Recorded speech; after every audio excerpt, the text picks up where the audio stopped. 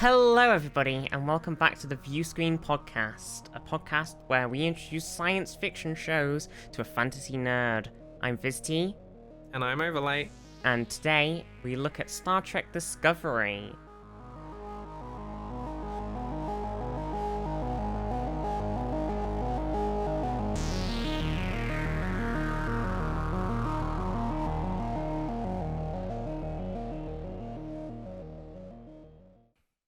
I wanted to dive into it a bit because last time we did Star Trek The Next Generation, and that was filmed quite a long time ago, in the 80s, 90s. I can't even remember. It's an old one. It's a long time ago at this point. And you weren't a huge fan of the first few episodes. No, I hated it. I gave it a horrible, a really bad review.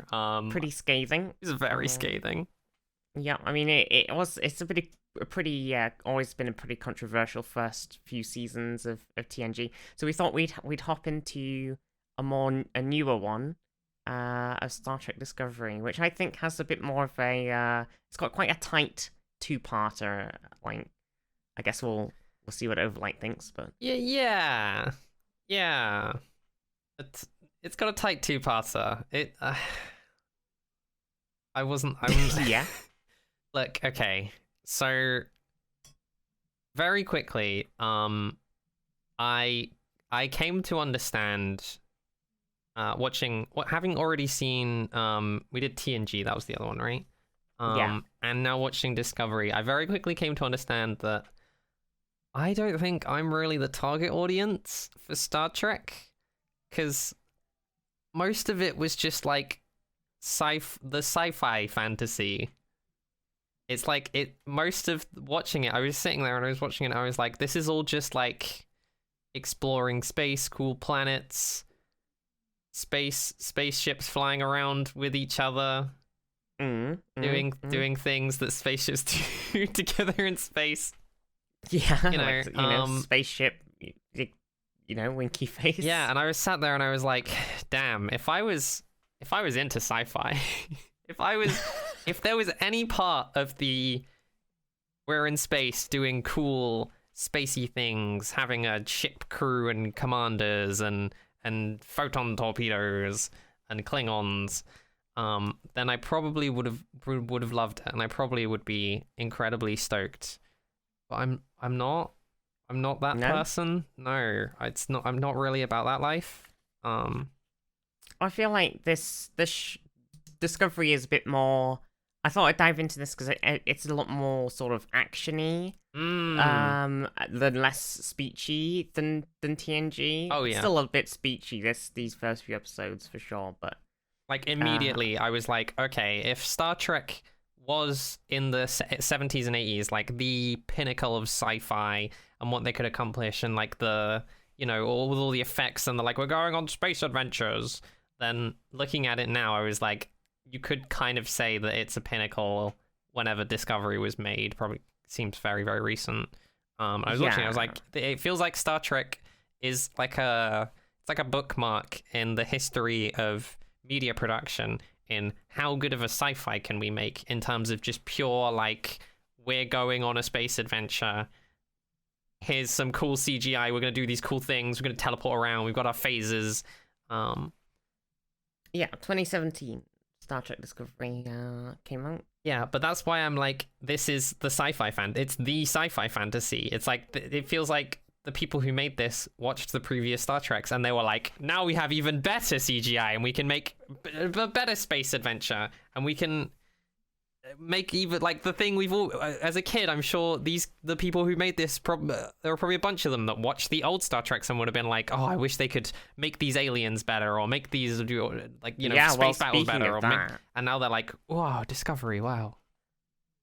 Yeah. I think there's definitely a bit of that in there. I definitely think also there's quite a lot of controversy about some of the changes that have been made, though. The fans, not super pleased with a lot of the more modern takes on things. Is this with how the Klingons are portrayed? That is certainly a point. In Discovery, the Klingons have been redesigned visually. I liked that. I thought that was alright. yeah. I think it's alright, but I think the main thing, and it's noticeable in season 2, they actually just completely redo this. Okay. But in this, none of the Klingons have any hair. Oh. Which is super weird because Klingons, they fucking love their hair Oh in yeah. the previous seasons. They're hairy motherfuckers, all right. Wonder why. I Bleep assume that they get out. the hair back in season 2 then. And in season 2, there was a Yep. lot of complaints at the end of season 1 when it aired, and people were like, "Where's the hair?" And they were like, "Okay, here's some hair," and they look way cooler with hair. So Okay. good. Okay. Yeah. It's really nice. But that was like a huge rant people were having.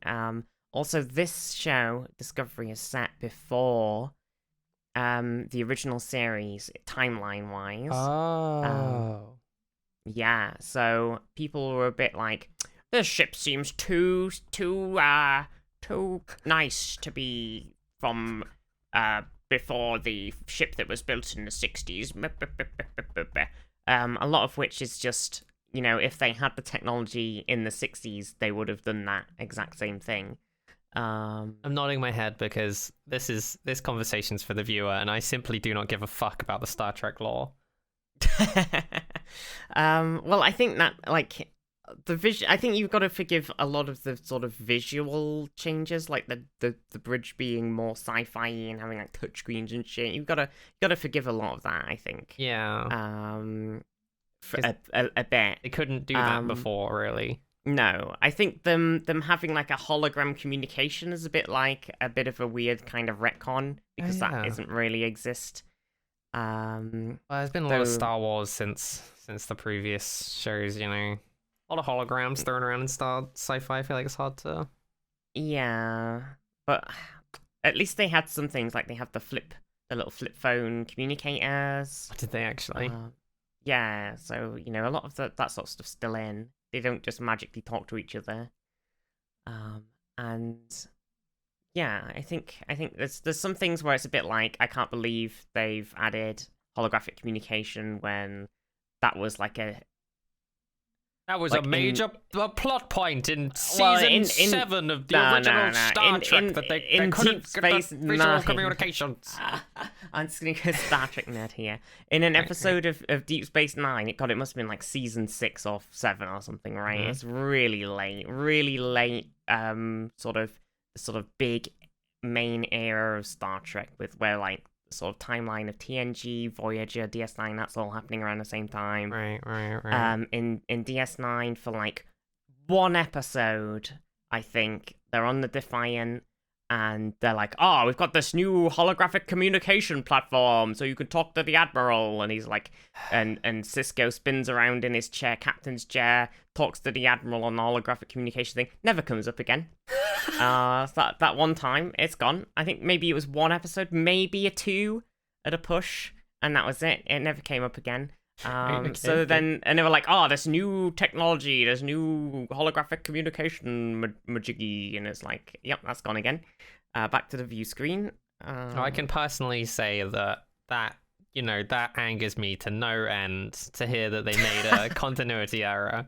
Well, obviously, a lot of people, there's a lot of those sort of things that have upset people in the newer thing. But I think at the end of the day, don't worry too much about the sort of little nitpicky things. Okay, I'll try not to. I'll try not to. It's about about telling a good story in the setting. Like I at a certain point, like those sort of visual and technological things you can forgive, unless it's like something that's such a huge plot. Like if they had an alien race that they haven't even met yet, like in it, who's like a main. Like, then you could go, well, that doesn't make any sense. That's a continuity error. Or you could go, oh, we haven't. Oh, I can't believe they've had this Death Star. The Death Star doesn't appear in Star Trek until the Next Generation. This is bullshit, like that. Then you'd be raging. Obviously, Death Star doesn't appear in Star Trek. Yeah, obviously.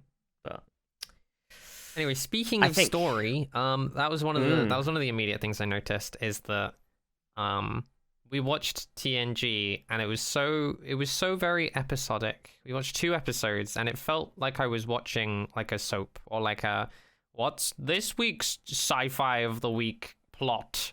And then we got into this, and it was like very quickly. I was expecting, it was like there was a longer story arc actually being set up. Yeah, exactly. Which I appreciated. Because I think I just don't like episodic things. I think it's just not to my taste. Because we still have a couple more. We've got a couple more Star TV Trek shows we want to look at. We're gonna do them all. Yeah. Oh, no. Should we go note by note? Note by note. Because I got note like by note. 4, Well, I wrote 5 down pages of notes. Yeah, I mean, I kind of skimmed over the sort of plot, but I can just super brief. There's not very brief much.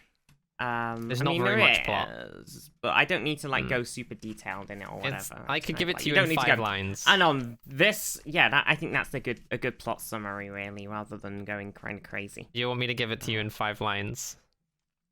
Sure. Okay. No one has seen the Klingons for 100 years. That's plot point number 1. Okay. Plot point number 2. Oh my god, there's Klingons, and they're very. I'll get into this later, but they're just a big old fascism analogy. Oh no. Plot point number 3. We have one character on this ship, just one. There are other characters, but there's only one that matters, and she fucking hates fascists. And then that was okay. Well, I mean, she also hates Klingons. I meant to say Klingons.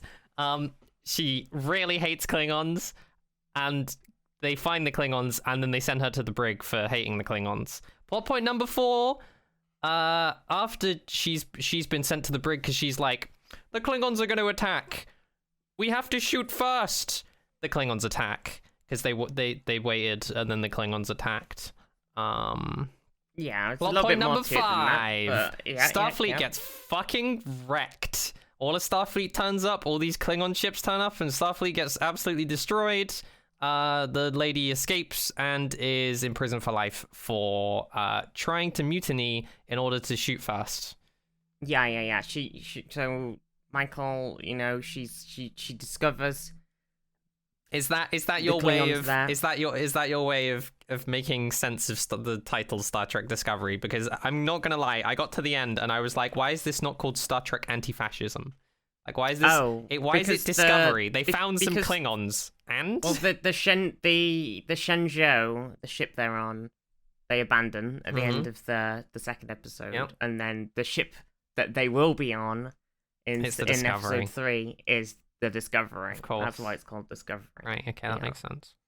Yeah. Did you like so, my yeah, plots? Do you want an actual plot summary? I was just gonna, go over it a little bit. Yeah, more. give us some more details. They do find the Klingons, and Michael Burnham, the main character, her parents were killed. She's human. And her parents were killed on a space station when she was very young by a Klingon raiding party. Wait, she's not Vulcan? No. I thought she was half Vulcan for some reason. Raised on Vulcan by Sarek, and she's Spock's adopted sister. Another controversiality. Okay. And so Sarek raised her, and on Vulcan, so she learned a lot of Vulcan ways, but she is human. And plot point, she ends up on the Shenzhou with Captain Giorgio and everybody. And basically she finds the Klingons there, and she's like, oh, Sarek, what did the Vulcans do for first contact with the Klingons? And he was like, well, in our specific situation, they destroyed our ship, so every time we saw them, that we shot first. And we'll come back to that. I'll come back to that later. Yeah, so Michael was like, okay, yep, that makes sense. So we could probably do the same thing here. And she's very emotional. She refuses to acknowledge that this is an emotional response. But she acts extremely emotionally.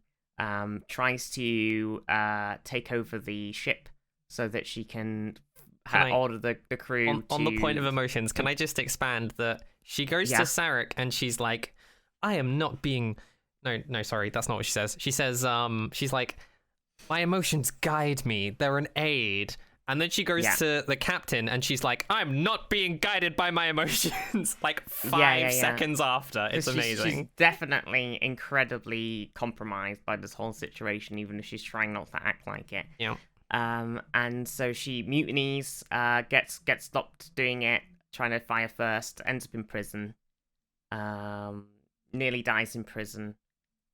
And I think that's in the brig. Ends up in the brig. Yeah, and the brig. Everything surrounding the brig gets blown up to shit, but she's like in the laser field, so she's fine. Yeah, no, the like force field saves her just, and then it's running out. She's gonna die. She convinces the computer to let her jump through space to get in onto the functional part of the ship. It was great. That was cool. That was cool.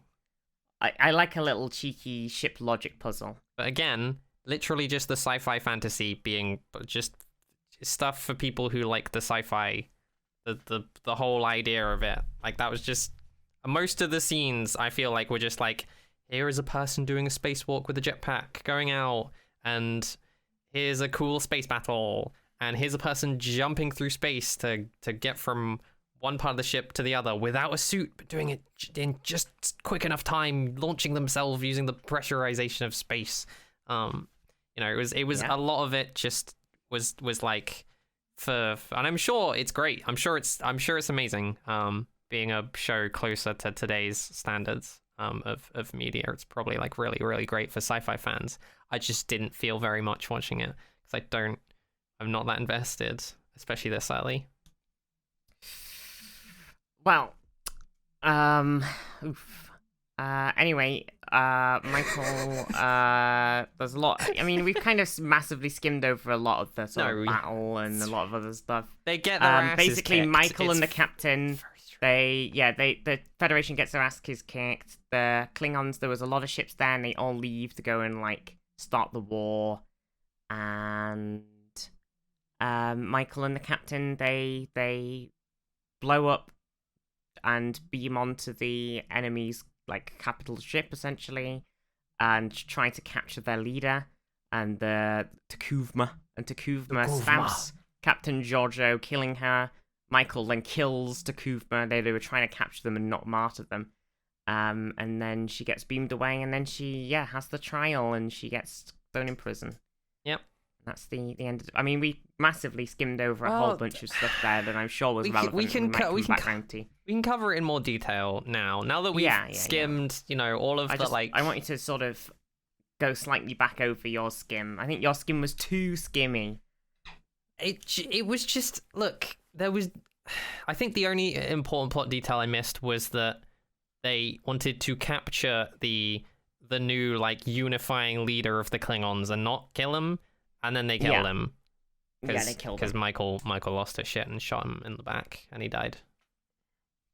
And then, like, he in his dying deathbed turned to his like right hand Klingon, who was like just budget him, but with white skin. Yeah. Albinoism. That's a fun biological trait when that happens, when a creature has extremely like no color in their skin or hair and they're just completely white. And a Klingon like that was fun.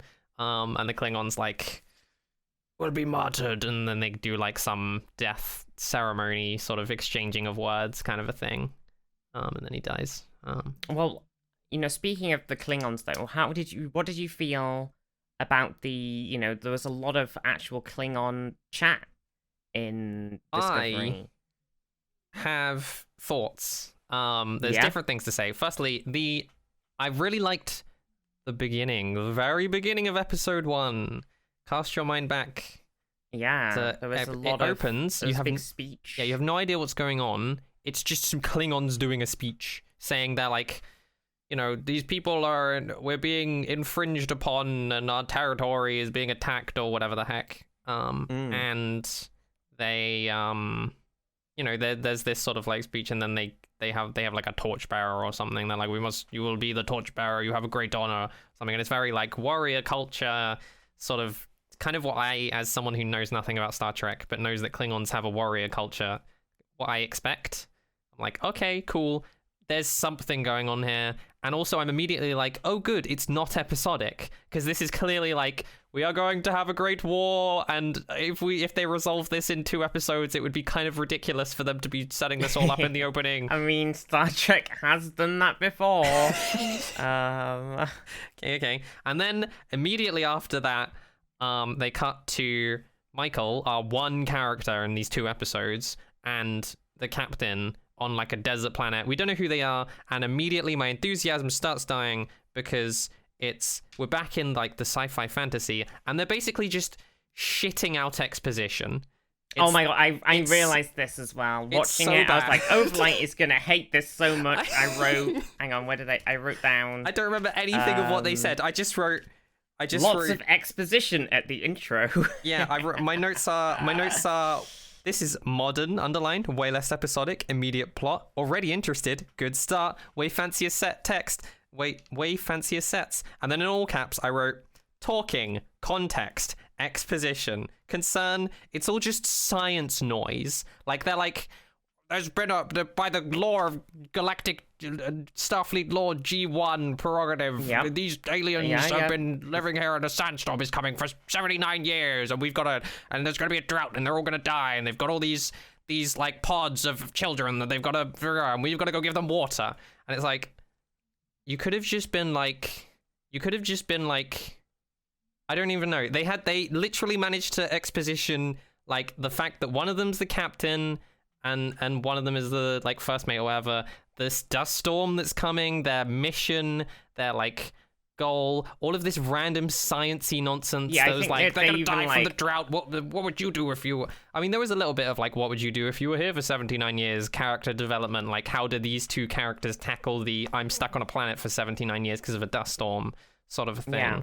And then they shoot a thing and there's water. And I'm like, you could have literally just said 2 sentences, had some cool shots of this thing, showing that those 2 were Starfleet officers, and then have them be like, shoot the thing, and the water comes out, and they'll be like, good job, now these aliens won't just completely go extinct, go us, or whatever. Like, it was so much exposition. Yeah. They also managed to drop that they're friends for 7 years. Yeah, that was the one big one for me. I think it was like, I've had you as on the ship for 7 years. That's I think it's time for you to get your own command. And it's like, well, you didn't need to mention the 7 years bit at all. Actually, you could have just said, it was so bizarre. I think it's time for you to get your own command, and that would have been a perfectly fine line. Yeah, there was a lot of it was a lot of just like, hey, we want to set up these 2 characters, but we don't have much time, so we're just gonna have a whole lot of backstory. They didn't need those words. 4 sentences. They didn't need them. They could have saved so much. Like, it was just it was noise. It was awful. I did specifically write friends for 7 years, but they talk like they just met. Like, they're like, I've known you for 7 years. You're ready for captainhood, and I'm like, they're talking as if they've just met. Which I think I will be kind and say it makes some sense, considering one of them was raised on the planet Vulcan, and on the planet Vulcan they're kind of like, when she isn't impeded by her emotional response due to the people that killed her parents, she is a lot more, especially early on, but not as much, and she's a bit older and been on the ship for a bit. She's very Vulcan-y, as she was raised to be. Also, there was one particular line when they get picked up by the starship Zhenzhou or something. I can't remember what it's called. The Shenzhou. Shenzhou, almost had it. Michael, for some reason, this one line, like, the delivery was so weird. Like, the ship flies down through the dust storm, and then Michael turns and is like, how did they find us? It's just like, I was like, okay, that one line for some reason was very weird, and I don't know why. Never came up again. There were no other lines that made me like very confused. It was just that one bit which threw me off. Then there was more dialogue, and it was all exposition. It was I just wrote dialogue drowning in exposition. I sleep. I see. A lot of CGI. But did you? Wait, hang on. Before we get, did you like Michelle Yeoh? Who? What do you mean who? Michelle Yeoh? Is that Yeah. a new brand of yo-yo? No, it's the captain. Oh, that's the captain's name. Well, no, that's the actor's name. Oh, the actress' actor's name. name. Okay. Yeah. Because she was cool. She was good. Yeah, she's Just super she cool. wasn't really a character. Like it was a little. I'll be Batman. honest. It was a little bit obvious that something was going to happen because there was only one character and it was Michael. And yeah, unlike where did the I write other this? Star Trek shows. I write it. I think towards here we go. It was like being smacked in the face with a sign that says "She hates Klingons" for 2 hours, and that was her character. Wait, the captain? No, Michael. Oh, That was the only well, I character in the mean, show. there's a She good hates reason for that. Klingons. Yeah. Anyway, the Can't believe captain. You don't know who Michelle Yeoh is. Anyway, Didn't know who Yeah. Michelle Yeoh is. can't believe this. Shaking and crying right now.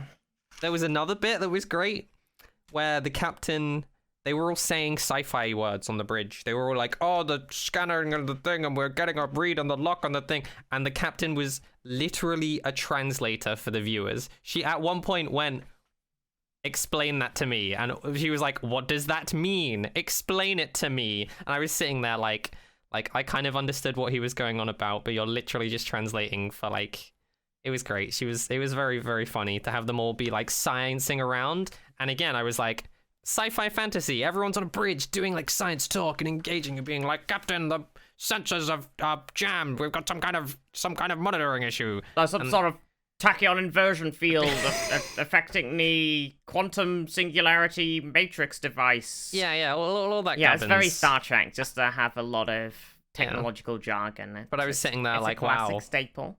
this is just sliding off of me. Anyway, that's kind of. I think that was just the intro. Jeez. I stopped writing a lot at some point because it really felt like very little was happening. One thing I want to ask.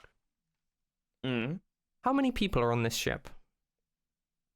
Or on the Shenzhou, Yes. the entire crew. Because the entire crew, because it seems to me like there were about 12 people on the ship. Like, they have this huge ass ship. They show in one shot, I'm pretty sure no more than like 8 people. Every single time they're like, we have to send someone, they're like, we'll send the first officer and the captain to... they literally send Michael, the first officer, out on a spacewalk where if she comes back after 20 minutes, she's going to have horrible radiation damage to her body. Yeah. I mean, that's classic Star Trek as well. You don't send the captain.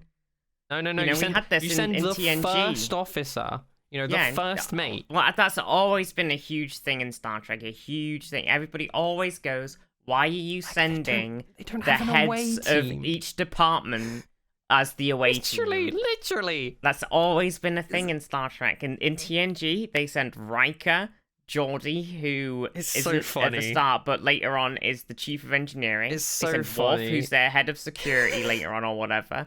And Why? they send Dr. Crusher, who's the head of medical or whatever. My favorite and part. they send them all on a little journey. My favorite and they part. send Data. He's not head of anything specific, but My favorite part is the Klingons also only have like about 30 people on their bridge. I think there's like 30 people in shot at one at point one there's point. like a massive speech and there's like 100 of them. But yeah, I mean, But like they have these, the Klingons have these huge ships, like enormous. And then you cut to like them on the bridge, and the captain is just very slowly like, we are going to destroy them and unify the Klingons.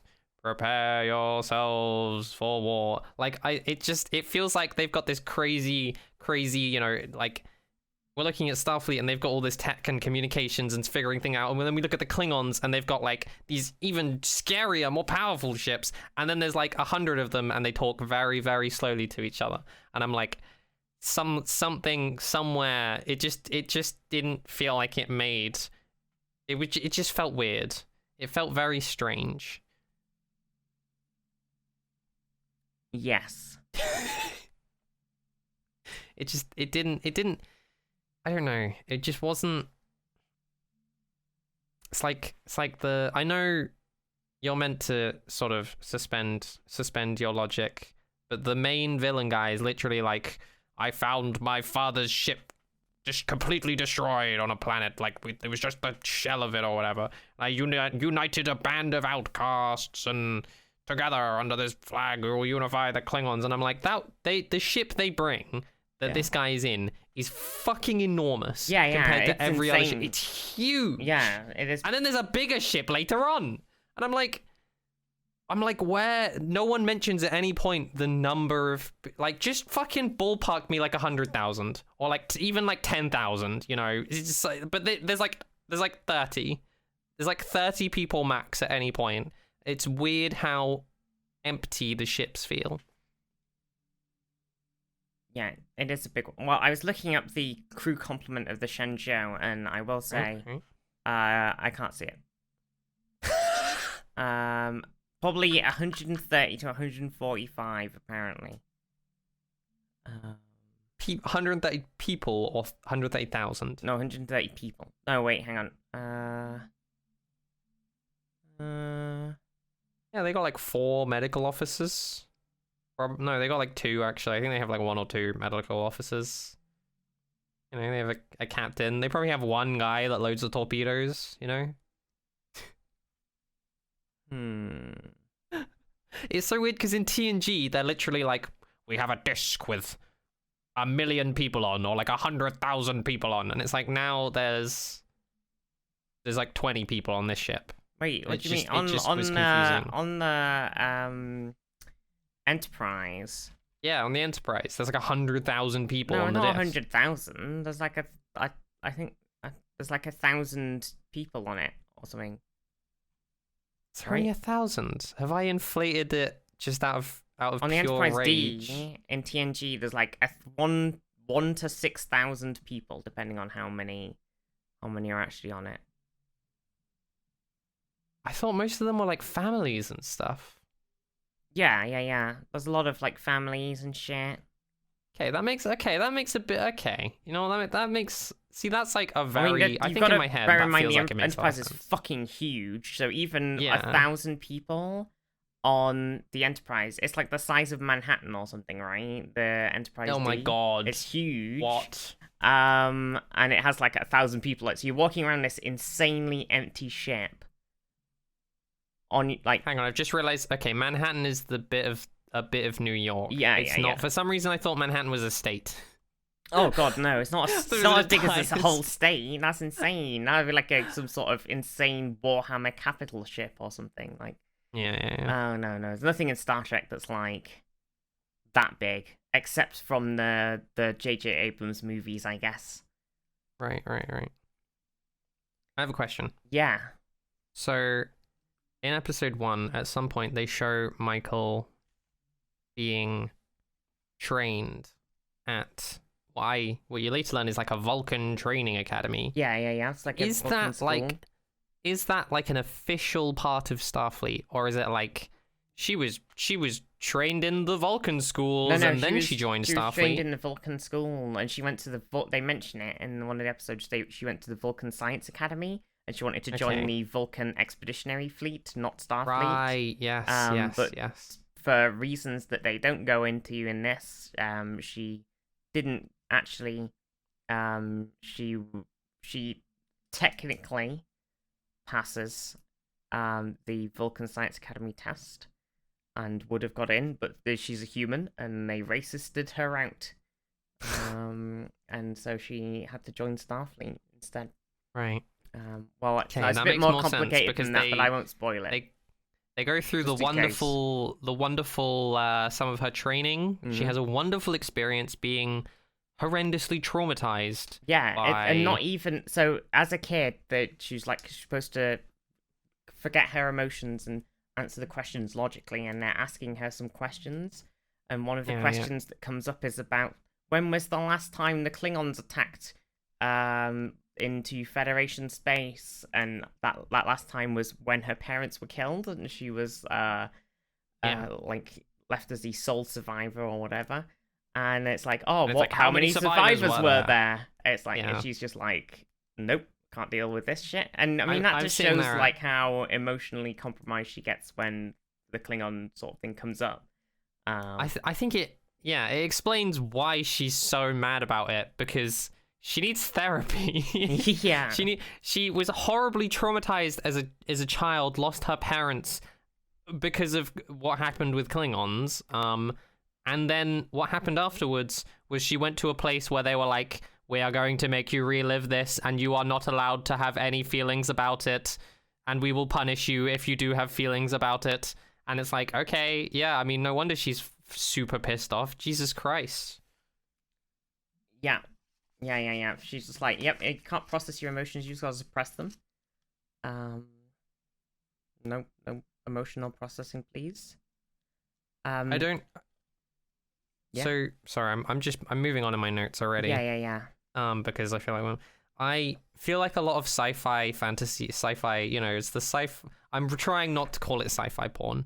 Because in my head, I'm like, it's sci-fi porn. God, like, I love people who porn. love sci-fi. Oh, Did you see when all of the ships came in and all the Klingon ships were there and they had that fight? Oh, they start shooting each other. Oh, it was so nice. I was watching it and I was thinking, man, this is so much nicer than back in like TNG times when it's like, oh no, Captain, this terrible thing is about to happen. The entire Klingon fleet, and it's like one ship versus the Enterprise, and it's like they have this 1v1. It's like, oh no, look at this incredible thing that's happening, and it's just like a 1v1. And it's so nice to see like lots of ships happening, and like the Shenzhou gets fucking beaten to shit and is starting to fall towards the gravity of the sun into this massive debris field surrounding these binary stars. And then they're like, oh fuck, and then a ship, the Admiral's ship, comes out of nowhere, saves them with a tractor beam, and like pulls them out, and I'm like, oh my god, this is so cool looking at this, and like compared to the old TNG stuff, and it's like so nice having this cool thing.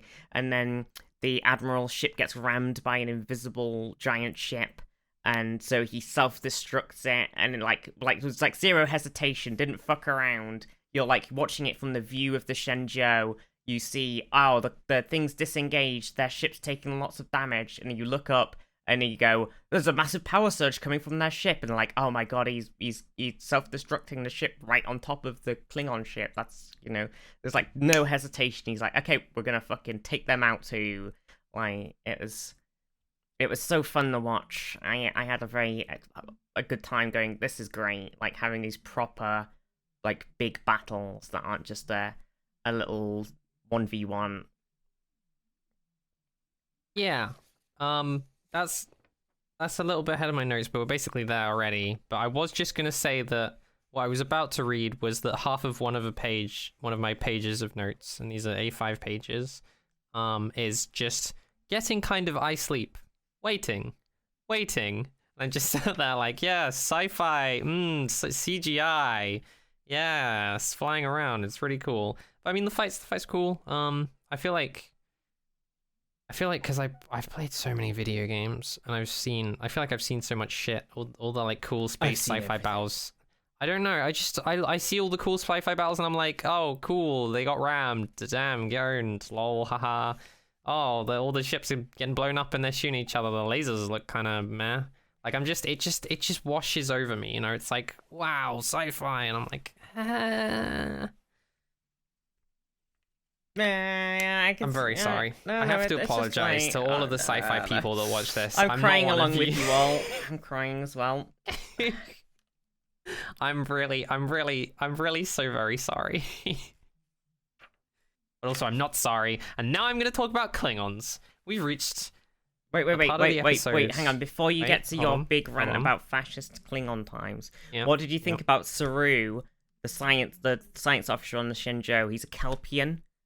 It was kind of fun. It's Doug Jones. Do you know Doug Jones? Oh my god. Who is... Okay, do you know in Pan's Labyrinth? No. Okay. Sag.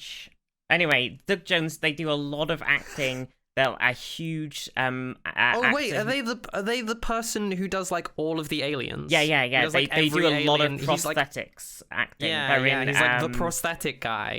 Hellboy. Oh no, I love him. They're in like yeah. They're in everything. They're like the so good. the king of prosthetics. Yeah. Yeah. They're great. And they have a great line. He's like dropping a little bit of Kelpian lore. It's like, my people were bred for only one thing, to sense the coming of death. I sense it coming now. And I'm like, oh, it's such a good line. It just came off as goofy to me. No. I started thinking about the sort of implications of like he said something about being selected, and I was like, okay, hold on, how does like Starfleet and the Federation, like, how does it choose the races? It's like, the race that was bred to sense death, yes, they are worthy, but not their captors. Well, that's not like, did that happen? No. I just it kind of sent me down like a thinking about that for a bit. That's not because that's not how Saru joined Starfleet. No, but like the entire race. Well, his race, how did they join the Federation? Is not in the Federation. Yeah. No, his race. He's the only one. Oh my god, is he actually? Yeah. Fucking rip. Oh no. Oh, Saru, I'm sorry. What? He was cooler. Yeah. It was kind of fun. It was nice to see. I feel like for all its like talk of equality and diversity, it's a lot of humans in Starfleet. I mean, that's always it feels really human. And I think it's worse in like, I think a lot of it is that they don't want to pay for a lot of CG, and they don't want to have people put on a lot of prosthetics, costumes, like all the Klingon makeup takes like 5 hours to put on, or whatever the fuck it is. It's like, ugh. I did like, there was a robot at one point who had one line, and the line I'm pretty sure was basically just the robot went, "Oh no!" Like it had some sort of like, they have very big weapons, but in like a robot-y voice. It was very cute. Yeah, there's a lot more like, I think with the newer Treks, they're a lot more happy to make non-human characters a bit more, which is nice. Still very human oriented, but then Starfleet is a bit more human oriented anyway. But I do agree. Should we talk about Klingons? Yeah. This is your disclaimer. I'm about to go on a rant about fascism for like 15 minutes. Okay, so watching the episode, I had been like pretty like chilling, you know, stuff was happening. I kind of wished more stuff was happening. We had these like, they were talking about like the Klingons potentially having like a new unifying leader to unite them under a single cause of war, perhaps. I was like, oh no, the Klingons. And, you know, they had the talk earlier, and we had this guy, Takuvma, who was like, I will lead the Klingons. I will be the cool Klingon man who leads the great uniter. That's not the what great he said, uniter. But... Yeah. And the one other thing we had was from Sarek, who is like, the only time we were able to find peace with the Klingons was by shooting first, blowing up all of their fucking ships, and then they respected us and they stopped attacking us. I was like, okay, that's like very like warrior culture-y, but it didn't like read very much to me as kind of anything, because it's just like the Klingons are warriors, they respect, like, it's kind of just like a you know, that's the culture of their fantasy race, and like I don't really, there's not much comparisons in my mind to anything. Like, maybe I just don't know enough. Well, but yeah, I think basically what happens is Takuvma, he gets all the like, he calls in the 24 clans, and they all turn up and they all have a meeting basically, and he delivers a speech in which he says, I didn't write the exact quote, but he's like, we will go to war against these races who threaten us, and I believe he says something like, I only have one principle, and that is to, like, it's, I can't remember exactly how he puts it. Remain Klingon. Remain Klingon. As soon as he said that, yeah. I was like, oh, he's a fascist. Yeah. It's a fascism. And then he goes on and he's like, we must protect the individuality of the Klingons against these people who wish to muddy our blood. And I'm like, this guy literally just sounds like Hitler. Now, bear in mind, this was made... just sounds like Hitler. This came out in 2017. Yeah, I know. I remember who became president around... Oh, was that... Because he literally also, at some point... I was writing quotes and I was like... I was like, oh, he said something like destroy all the other... and then I crossed it out and I just wrote make Klingons great again. Yeah. Because I was like I was so like, this man is doing a fascism. He is like, the Klingons have to be protected as a race, and they have to destroy the other races in the Federation that threaten their individuality. And I'm like, this is what fascism is. Literally... Yeah. I googled fascism just to make sure I was correct, and it was like, it's the using violence in order to protect like one's race and unify and protect one's race and nation. And I'm like, that's literally what he just said. I'm like, this is the Klingons that they have brought to the table. And then I'm suddenly like, oh shit, Sarek earlier was like, you always have to shoot first. And in my head, I'm like, that's literally, have you ever received the sage advice of how to deal with Nazis? No. You punch them because they speak the language of violence. The whole idea of fascism is like, I did say I was going to go on a rant about this. The whole idea of fascism is we are superior because we destroy our enemies through violence. So if you just punch them first and they're like, oh shit, they violenced us and we lost. And it's like, yeah, who's superior now, dumbass? It's like the one exception to everything is like, you're facing a thing that wants to exterminate everything. You have no choice but to violence them into submission. It's just how it is.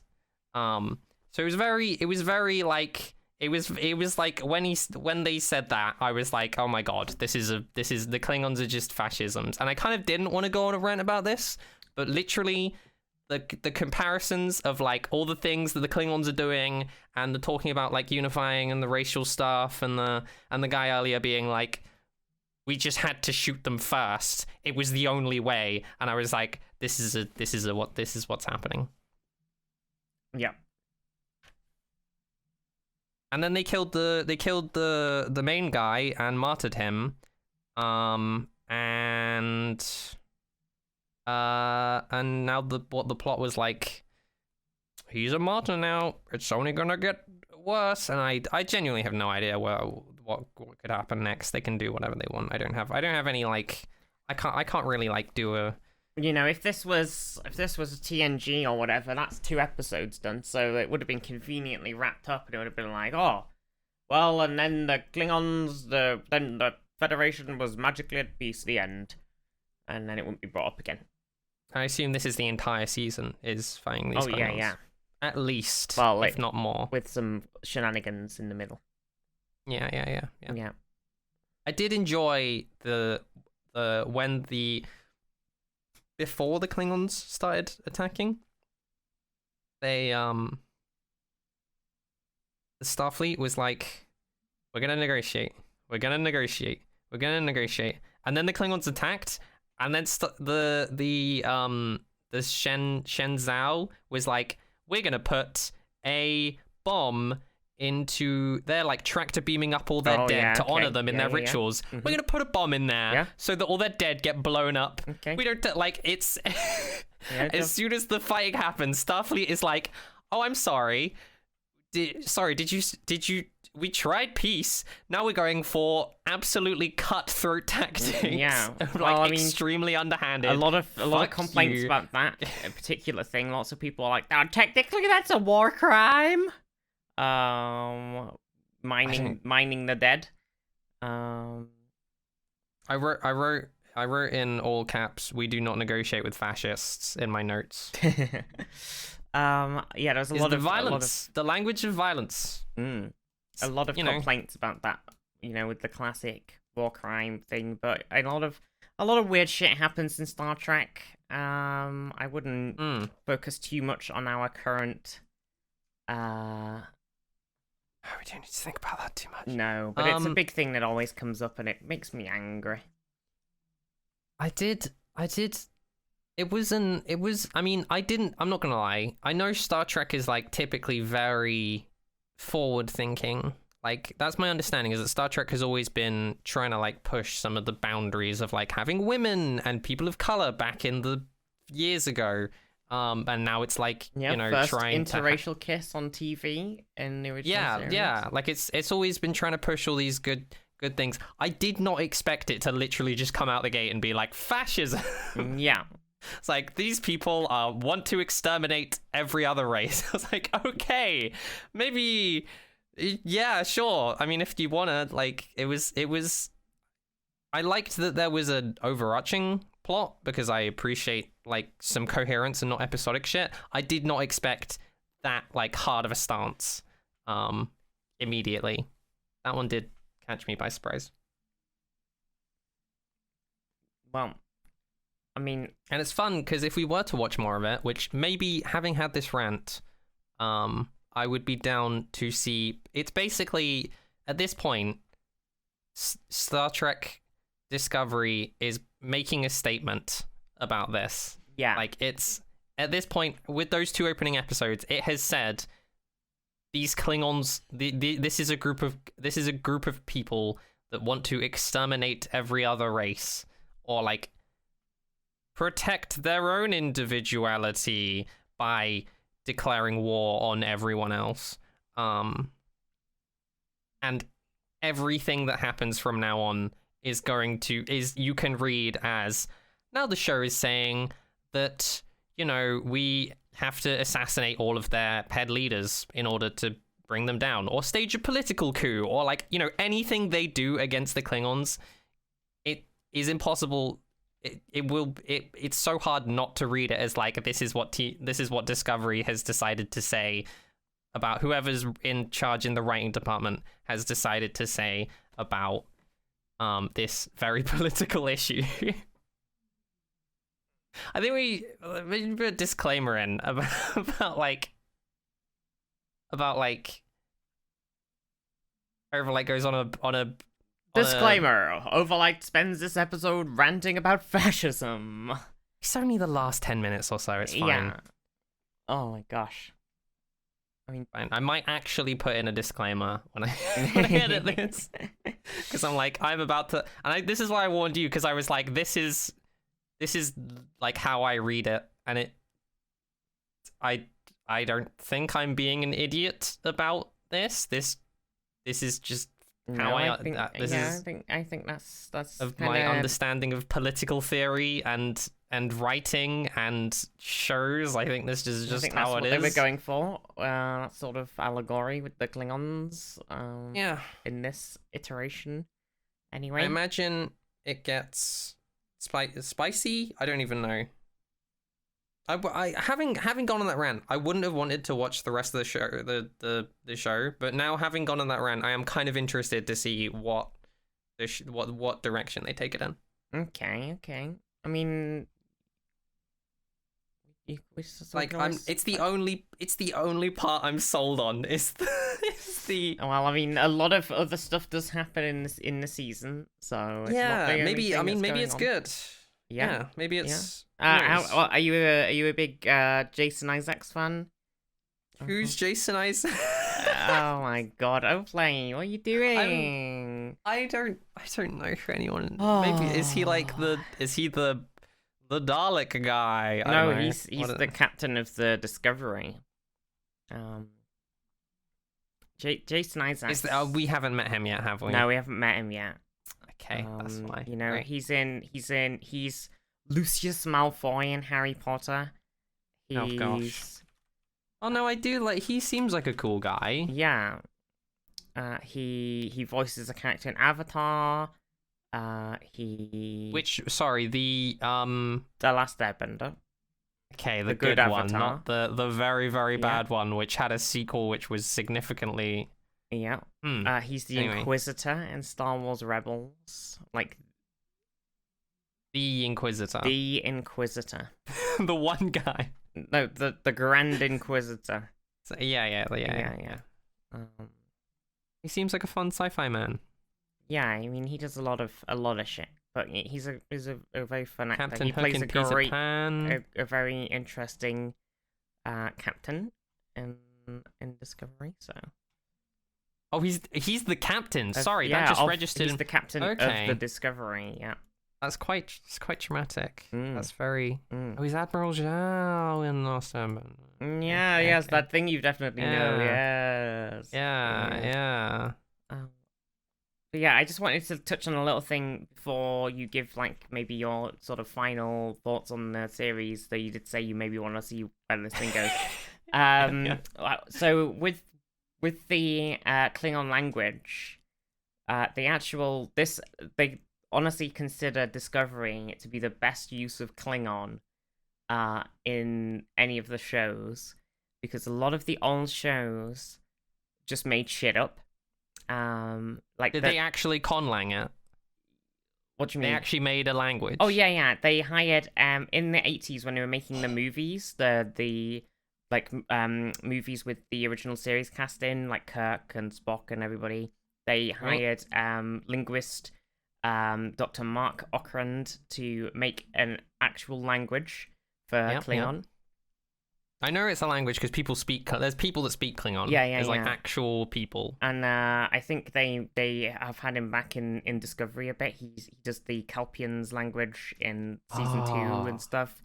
And they actually try to stick pretty well to his like to the actual thing of Klingon when they've done the whole show. So it ends up being like the most accurate portrayal of Klingon in any of the Star Treks, because a lot of the old series they just went, fuck that, even though they've made this entire language, we're just gonna make some shit up on the fly. I think regardless of what genre you're even in, that's just really cool. Yeah. Like just coming up with an entire new language. That's a bloody Tolkien moment, you know? Yeah. It's very cool. It's very cool. Very cool. Yeah, I did notice they were speaking a lot of Klingon. Yeah. I mean, why not? Pop off. It was like genuine. Pop off, Klingons! Speak your native tongue, yeah! Well, it's nice to see it without them just being weirdly universally translated with for no reason, you know? Yeah. It's pretty cool. I'm sure a great source of education for people who want to speak Klingon, ? Oh, yeah, I mean, there's a lot of people do learn Klingon.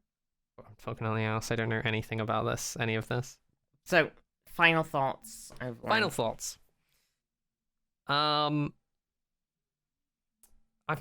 kind of what I've been saying the whole time.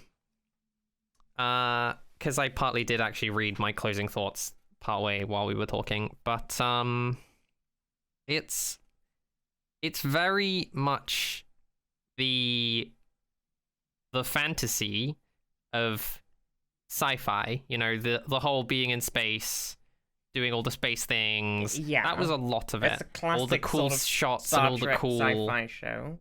Yeah, the trying to reach that pinnacle of like, oh gosh, I wish I could just go into space and have cool space battles and be on a star on the bridge and you know, all of that stuff. Yeah, I mean, I do wish I could be doing all those things. Very little happened. It was mostly a lot of that fantasy stuff, having one character and then Klingon time. And I wrote that you could summarize the episode in 5 lines. I did at the start. Yeah. Literally. And just reading my last page of notes. If I was in love with spaceships and sci-fi adventures the same way I'm in love with magic and dragons, I would probably love this. However, I'm not. So I kind of don't care. Does it not suck you in like Battlestar Galactica did? No, Battlestar Galactica had a lot going on that was really, really cool. This had Klingon fascism, and I would be interested to see what other political statements the show wants to make. That's why I would watch it. Okay, well, it did have a bit on the horrors of war. We missed that. I was thinking about it afterwards, and it had a little bit of like how horrifying it was for one of the bridge officers gets injured, and he's like horribly dazed, and the captain's like, "You don't want to go to war. It's horrible." Yeah. So it had a little bit. I mean, of that there's a in. lot more of I'm that sure later on expand. as well. Yeah. A lot of in the series. There's definitely a lot of war. War isn't good. Happy times. That's a classic. Tale as old as time. Any show telling you war isn't good. There's so many of them. It's like most of the shows with war in tell you that war is not good. It's classic. But yeah, I think probably a good place to wrap up then. So would you watch the rest of the series, or at least the rest of season 1? I would be willing to continue watching to see what happens. Okay. Well, maybe we'll come back to this eventually. Though I think if we're gonna rewatch any show so far, it's still gonna be Battlestar Galactica.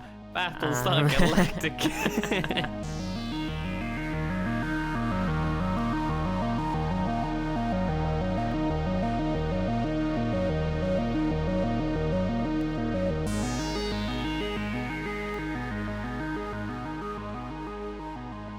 Thank you all for listening. This has been the View Screen Podcast. I'm Viztee. And I'm Overlite. And we'll see you next time. Captain, there's Klingons on the view screen. Turn them off. Hang up. Turn them off. Put the phone down. Goodbye, Takuvma. Nice to meet you, but you've got to go to sleep now. Bye.